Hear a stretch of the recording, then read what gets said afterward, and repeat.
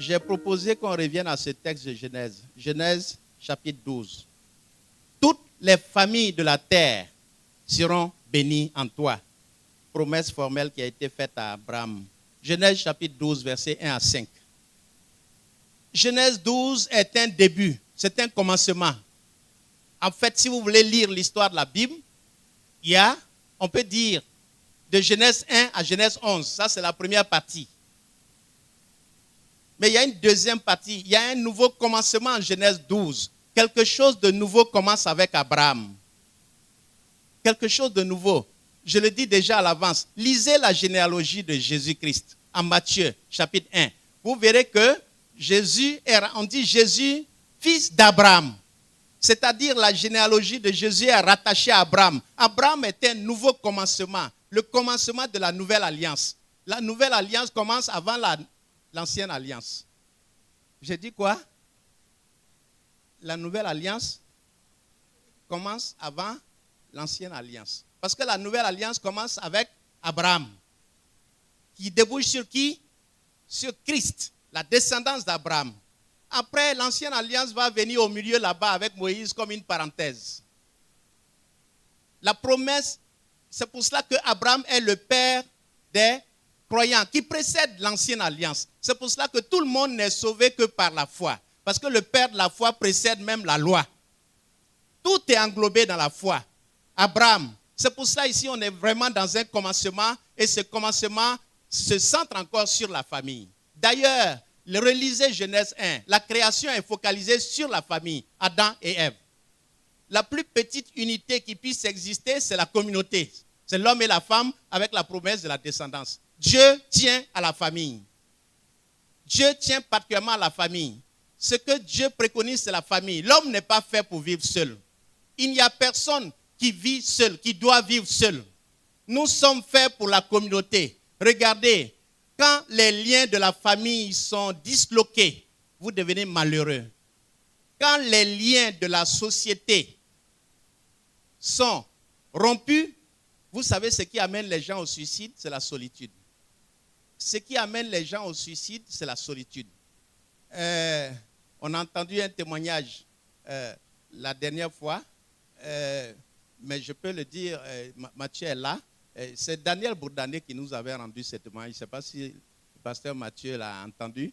Il était sur Internet et puis il voit un message de désespoir. Il voit un message furtivement qui vient.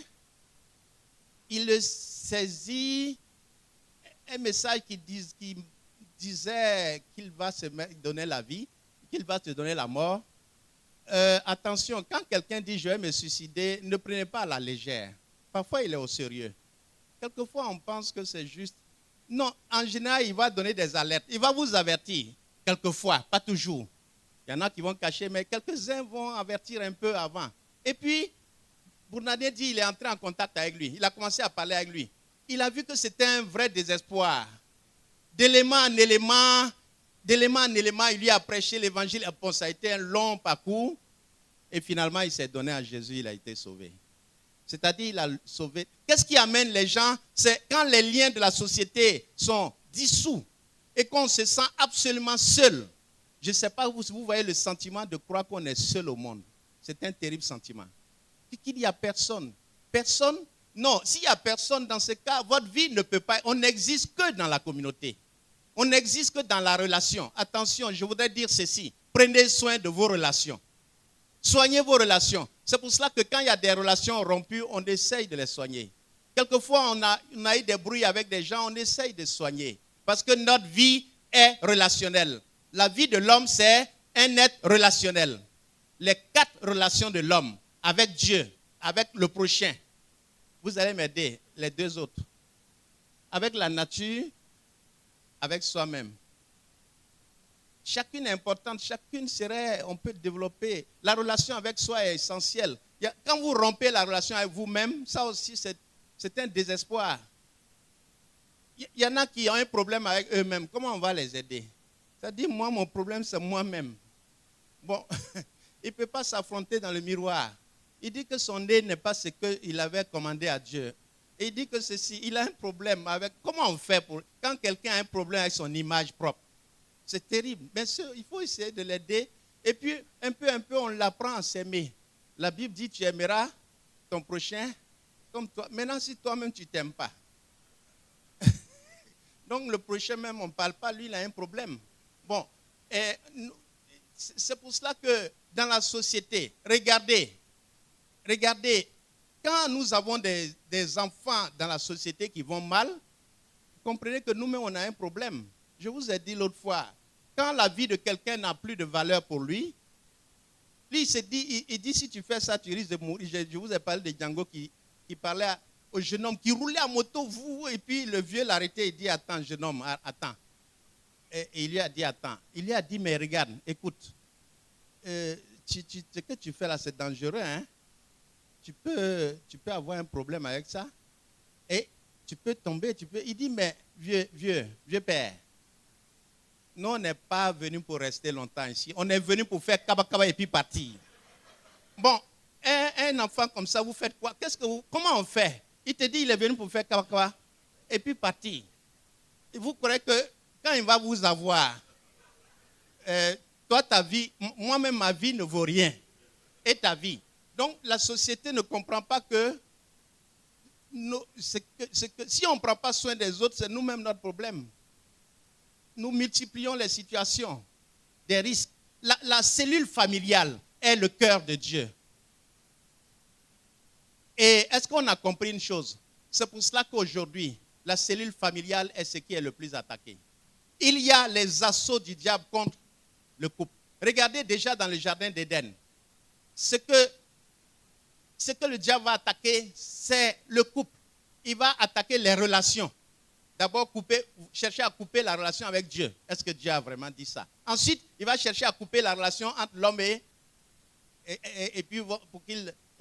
c'est toi et l'homme, c'est lui que tu as mis à côté de moi. C'est-à-dire, quand vos relations sont coupées, une après une, vous êtes isolé, vous êtes un homme mort.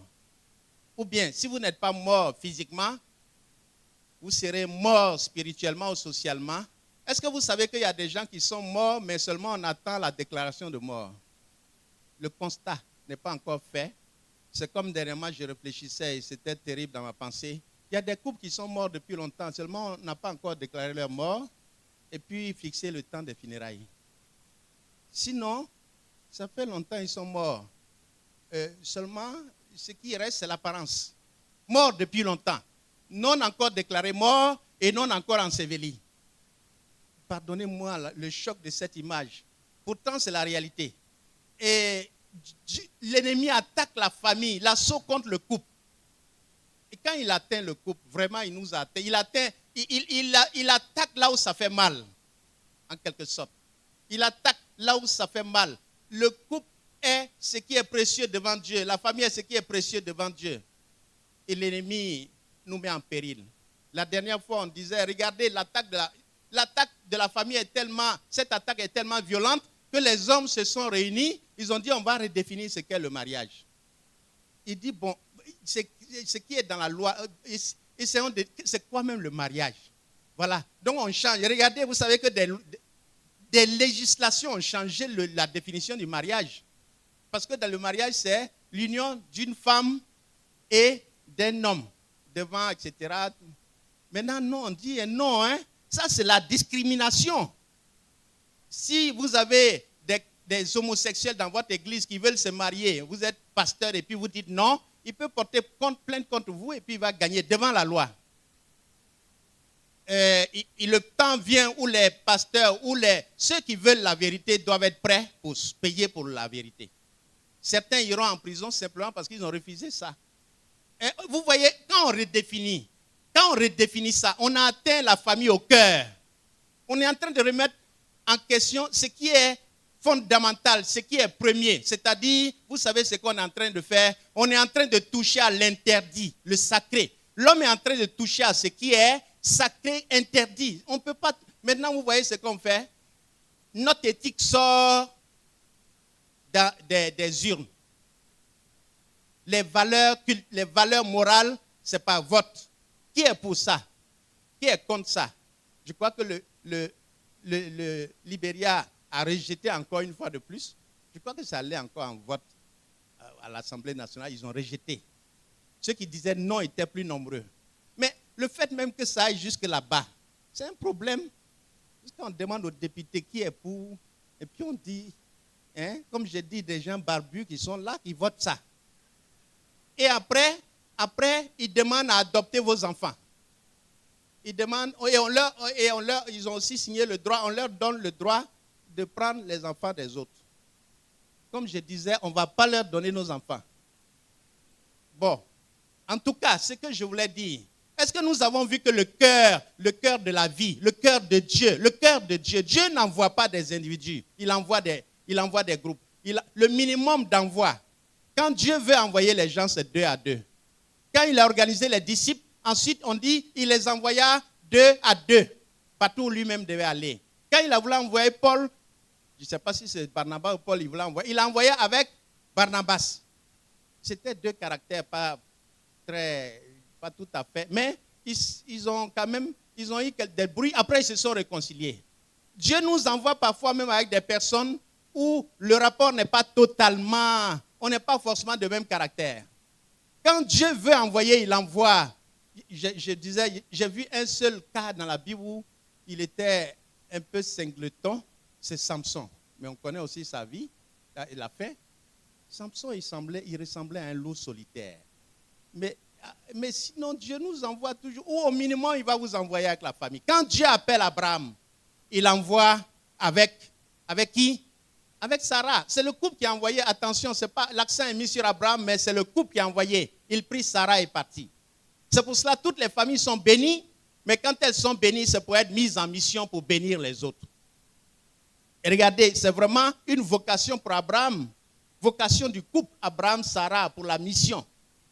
L'Éternel dit à Abraham, va-t'en de ton pays. Ça, c'est une mission. C'est vous envoyer ailleurs, de ta patrie. De toute façon, dès que vous mariez, vous n'êtes plus le même et la réalité ne sera plus la même. Vous allez en mission.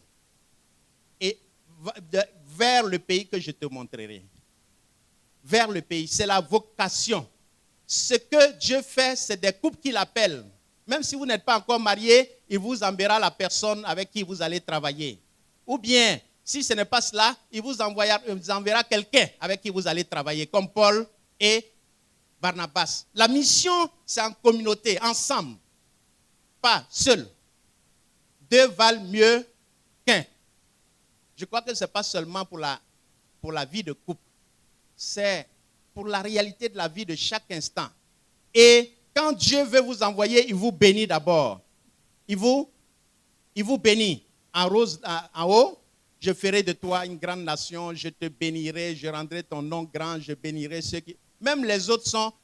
Même la bénédiction des autres est déterminée par rapport à vous. Je bénirai ceux qui te béniront et je maudirai ceux qui te maudiront. Ça, c'est la partie de la bénédiction de l'individu. Attention, il y a quelque chose de terrible. Quand Dieu vous bénit, c'est pour une raison. Et quand on dit, je ferai de toi, je te bénirai, l'idée de la bénédiction, tout est dedans. Je te bénis, je vais pouvoir à tes besoins. Je te bénis, ça veut dire, je vais te protéger.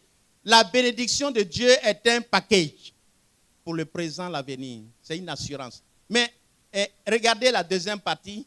Quand Dieu te bénit, c'est pour que tu sois une source. Quelle est donc cette source qui ne coule pas pour les autres? Pour que tu sois une source de bénédiction et que toutes les familles, et il y a cette promesse extraordinaire, toutes les familles de la terre seront bénies en toi. C'est la promesse formelle qui est faite à Abraham. Toutes les familles de la terre sont bénies en toi. Regardez, je ferai de toi une grande nation. J'ajoute encore, je te bénirai, je rendrai ton nom grand, tu seras une source de... Et puis ensuite, tu es une source de bénédiction, Ce que je voulais, c'est regarder le sommet. Le sommet de tout ça, c'est quoi? L'aboutissement. Tout ça pour que, par toi, toutes les familles de la terre soient bénies. C'est pour ça. Dieu nous bénit pour les autres. Dieu nous donne de produire les fruits pour les autres. Dieu vous accorde tellement de grâce pour les autres, pas seulement pour nous. Souvenons-nous de cela. Et alors, parfois la question c'est, Seigneur, comment je peux être en bénédiction aux autres? Et comment je peux le faire? Regardez, l'élément, c'est là que je voulais en venir. Le centre, le cœur, là, toutes les familles sont bénies. En Abraham, toutes les familles de la terre sont bénies. Et il est focalisé sur la mission en Hébreu 11. C'est-à-dire, quand vous avez compris votre mission, vous êtes focalisé sur la mission. Quand vous avez compris votre vocation et votre mission, on ne se laisse pas distraire. Je dois dire une chose. Abraham a été distrait 2 fois. Il a été distrait 2 fois. La première fois, en Genèse 12, il y a eu la famine, il a fui en Égypte, et puis il fait un arrangement avec sa femme, Sarah. Il dit, Sarah, tu sais que tu es belle. Si on arrive là-bas, pardon, fais-moi une... Il faut dire que tu es ma... Il ne faut pas dire comme ça, tu es ma femme. Hein. Tu dis, tu seras ma femme en cachette. Mais tu dis, tu es ma soeur. Sinon, tu dis, tu es ma femme, j'aurai des problèmes à cause de toi. Hein. Ah, bon, je ne sais pas s'il faut dire que Sarah est bien ici. En tout cas, Sarah a dit, d'accord, c'est son mari. On dit qu'il l'appelait Seigneur. Arrivé là-bas, effectivement, ce qu'il devait... Tout le monde allait dire à Pharaon, au roi, il y a un étranger là, sa femme est fort belle. On fait appeler, on dit, c'est qui? Il dit, non, c'est ma soeur. On dit, tu es sa soeur. Il dit, oui. Mais c'est un mensonge qui a eu des conséquences terribles. On dit, le Pharaon l'a prise pour sa femme. Et puis, Dieu l'a frappé. Et puis, il dit, mais Abraham, pourquoi tu m'as menti? Pourquoi tu m'as dit que c'est ta soeur? C'est pour ça que je l'ai prise pour femme. Quand on dit je l'ai prise pour femme, ça veut dire quoi? Prends ta femme et puis va. Ils ont menti. Ça, c'est quand même, c'est une sortie de route assez sérieuse. C'est une sortie sérieuse, hein? Hein? Quand vous n'êtes plus focalisé, attends, est-ce que Dieu qui m'a appelé n'est pas fidèle pour me protéger jusqu'au bout? S'il m'a appelé, s'il m'a envoyé en mission, il sera fidèle pour accomplir tout ce qu'il doit faire. Deuxième faux pas d'Abraham, Genèse chapitre 16. Il dit, ça fait longtemps, Dieu a dit, il va nous donner un enfant. Ça ne vient pas, hein? On va trouver une solution parce que il a déjà 86 ans. C'est quoi? Donc, il faut un arrangement. Sarah fait proposition. Il dit, bon, prends ta servante. Parce que la servante est dans la coutume. Il pouvait la donner à son mari. Fais-lui un enfant. Dieu dit, mais attends, c'est quoi ça? C'est toi qui veux assurer ta descendance. C'est-à-dire, il dit, je suis en train d'aller sans descendance. Dieu avait dit, je rendrai ton nom grand. Il dit, je vais me créer une descendance. Est-ce que c'est toi qui décides de ton avenir? Est-ce que c'est toi qui donnes une descendance? Parfois, on se dit, mais il y a tel souci. Comment ceci va se passer? On commence à vouloir élaborer des projets nous-mêmes. Dieu dit, mais quand Abraham est focalisé sur la vision, il ne fait pas de sortie de route. C'était des faux pas. Abraham est revenu. Regardez ce que le témoignage qu'Hébreu 11 donne, verset 8. C'est pour cela, c'est par la foi qu'Abraham, lors de sa vocation, obéit et partit pour un lieu qu'il devait recevoir en héritage. Et qu'il partit sans savoir où il allait. C'est par la foi qu'il vint s'établir dans la terre promise, comme dans une terre étrangère, habitant sous des tentes, ainsi qu'Isaac et Jacob et les héritiers de la même promesse. Car il attendait la cité. Il attendait la cité qui a des solides fondements, celle dont Dieu est l'architecte et le constructeur. Il n'a pas voulu être distrait. Et il n'était pas préoccupé par s'installer quelque part. Il était focus sur sa vocation qui va se réaliser en Jésus-Christ, qui va déboucher. Attention, votre appel va bien au-delà de vous. Quand Jésus est né, Abraham n'était plus là. Pourtant, c'était la suite. Votre impact et votre influence va bien plus loin que vous. J'ai lu des livres de certains pasteurs comme Charles Spurgeon. On dit que le nombre d'impacts, la conversion qu'il a opérée après sa mort, on ne peut pas comparer à ceux qui se sont donnés de son vivant. Votre œuvre va aller au-delà de vous. C'est encore la descendance d'Abraham en Jésus-Christ. C'est pour cela qu'il ne se préoccupait pas de se construire une dynastie. Dieu s'en charge. Dieu se charge de cette dynastie. Et finalement, vous voyez la généalogie de Jésus débouche sur Abraham. C'est comme le commencement. Mais lisez après, ça c'est pour l'étude biblique, lisez après la deuxième généalogie qui est en Luc. Elle, on va la faire remonter jusqu'à Adam. Ici, David et Abraham. Parce que Matthieu est adressé à quel peuple? Bon, ça maintenant, on va entrer dans la théologie. Matthieu est adressé aux Juifs. L'évangile de Matthieu. Donc, on va aussi les contenter en quelque sorte. Abraham, leur père, ils sont contents de cela. Et je voulais dire, chaque famille de la terre, et en particulier chaque famille chrétienne, est bénie en Jésus-Christ. Au point que vous connaissez ce texte de Paul. Paul dit, Si quelqu'un a un partenaire non chrétien, cette famille est sanctifiée par celui qui est chrétien. Même les enfants sont sanctifiés. C'est un texte qui est difficile à comprendre. Il est sanctifié. Le contact avec l'autre sanctifie la famille en quelque sorte. Ça veut dire qu'ils sont dans une disposition spéciale devant Dieu. C'est pour ça qu'il dit, vous étiez ensemble, vous êtes convertis. Ne divorcez pas pour cette raison. Parce que ça ne veut pas dire que forcément l'autre sera sauvé par cela. Ça veut dire, attention, ce n'est pas quelqu'un qui était chrétien qui allait prendre une femme non chrétienne.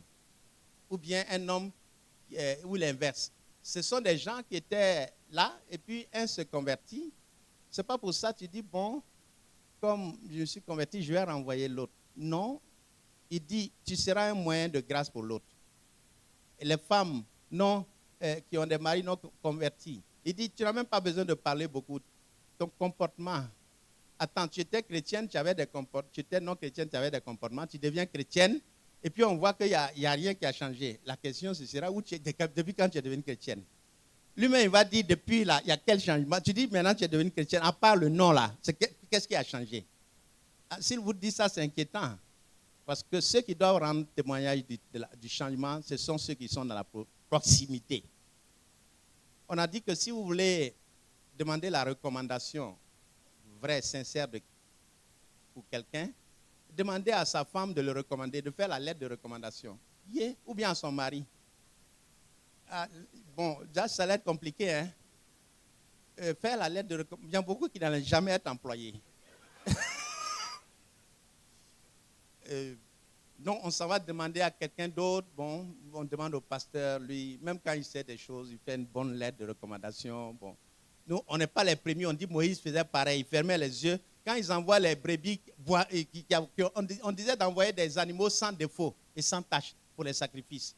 Je vous demande, c'est quel animal qui n'a pas de défaut et de tache? Absolument. Donc, on dit Moïse fermait les yeux, il sacrifiait, il prenait. Il voit un point noir, il dit envoie. Donc, nous aussi, on est comme Moïse. Et chaque famille est bénie, j'ai dit en Jésus-Christ. Mais attention, chaque famille est bénie pour être une source de bénédiction. C'est là que je voulais surtout en venir. Chaque couple est en mission.